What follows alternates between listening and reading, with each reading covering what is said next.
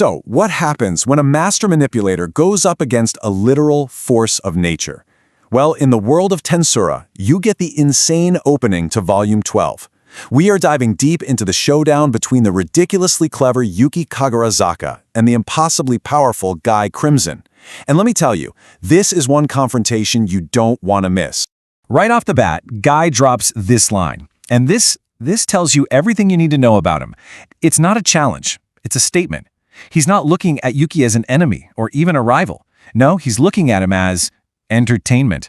It just perfectly sets the tone for how terrifyingly confident Guy really is. Okay, so let's break down this power gap, because it's just wild. Think of Yuuki as this elite hacker, right? He's got this awesome anti-magic skill that can shut down anything. But Guy's not just another computer, he's the entire internet. You shut down one of his spells and he just instantly recasts it.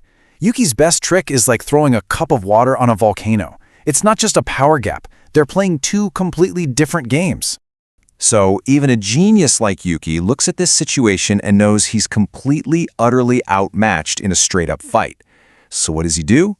He changes the game. He realizes his best weapon isn't his strength, it's his mind. The plan? He's gonna try and weaponize Guy's own arrogance against him. He's looking for that 1 in a million crack in the armor. And this is where Yuuki starts his big bluff. He's not just talking trash here. He's laying a very, very dangerous trap. He's trying to get under Guy's skin, to needle him, to make him just angry enough to make a mistake. Honestly, when you're this much of an underdog, it's pretty much the only move you've got. And to sell this bluff, Yuuki does something, well, kind of insane. He unleashes all the power he's been suppressing and evolves right there on the spot. He becomes a saint, literally remodeling his own body to become a spiritual life form. This is a massive power-up, a last-ditch effort to try and put himself on the same level as his opponent.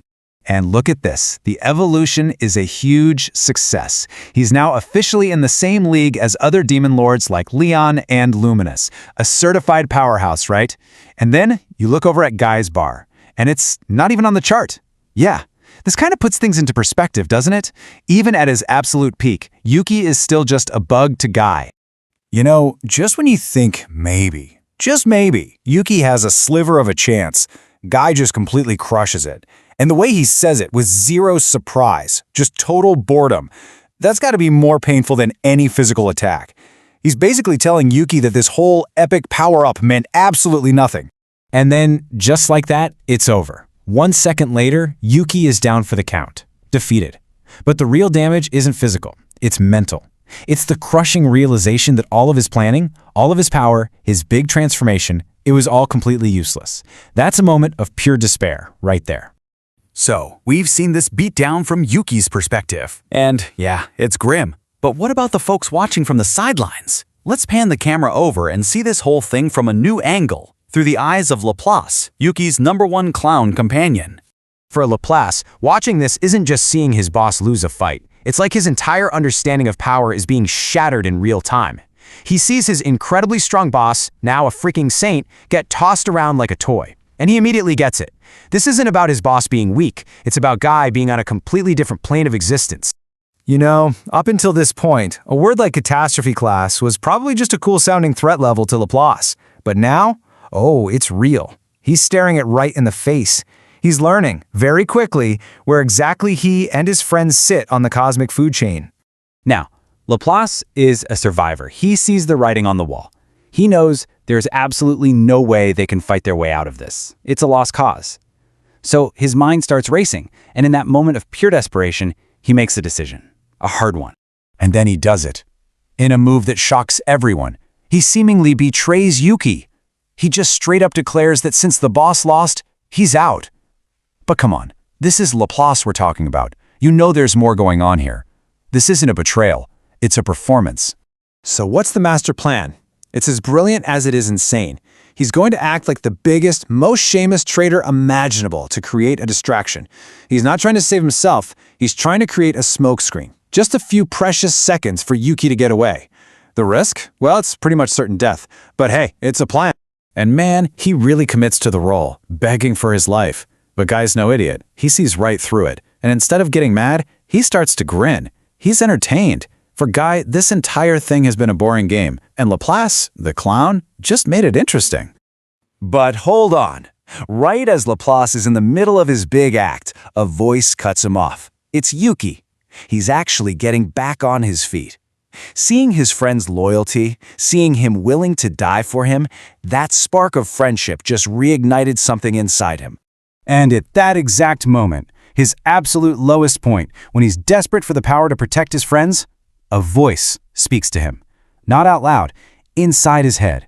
It's mysterious, it's powerful, and it's making him an offer. Talk about a deal with the devil. This voice is offering Yuuki everything he's ever wanted, the ultimate power to achieve his dream of world conquest. All he has to do is trade places with it. He just has to give up everything he is for a shortcut to the top. And this, right here, is why Yuuki is such a fantastic character. Even facing certain death, even with his dreams within reach, he tells the voice to get lost. He refuses. For him, how he achieves his goals is just as important as achieving them in the first place. That's his real strength. And by rejecting that cheap power, his mind suddenly becomes crystal clear. He starts putting the pieces together. Why isn't Guy just killing them? Why all the games? And then it hits him. This isn't just a random beatdown. This is politics. Guy is here to stop them from getting involved with Emperor Rudra in the east. This changes everything. The fight just shifted from the physical realm to the mental one. It's not a fist fight anymore, it's a chess match. And in a battle of wits, even against an opponent like Guy, Yuuki finally has a fighting chance. So that's where we're at. The board has been reset. It's no longer a question of who's stronger, but who's smarter. Can Yuuki's incredible mind actually outmaneuver the ancient devil Guy Crimson? We're going to find out exactly what happens next in this high-stakes game. What's Yuuki's next move? Let us know what you think in the comments, and if you want to see how this all goes down, make sure you hit that like button and subscribe to the Anime Architects so you don't miss the next part of this explainer. Thanks for tuning in.